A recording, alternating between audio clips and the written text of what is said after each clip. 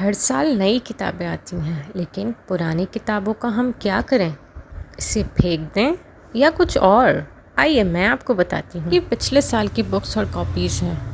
نئے سال نئی جمع ہو جاتی ہیں۔ ان پرانی کتابوں کا کیا کریں سمجھ نہیں آتا۔ بہت سے لوگ اسے پھینک دیتے ہیں۔ کیا یہ واقعی ویسٹ ہے یا کچھ اور ہے؟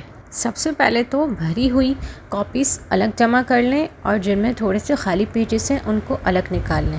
یہ رف ورک اور پریکٹس کے لیے بہت سوٹیبل ہے۔ امپورٹنٹ نوٹس اور کوشچنس کو الگ کر لیں۔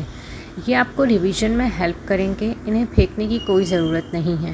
باقی جو کاپیز بچ جاتی ہیں اور آپ کو لگتا ہے یہ واقعی کسی کام کی نہیں ہے تو اسے پھینکیں نہیں، کسی کو شیئر کر دیں، کسی کو ڈونیٹ کر دیں، کسی ضرورت مند بچے کو۔ اور جو باقی بچ گئی ہیں اسے ریسائیکل کریں تاکہ ویسٹ کم ہو جائے۔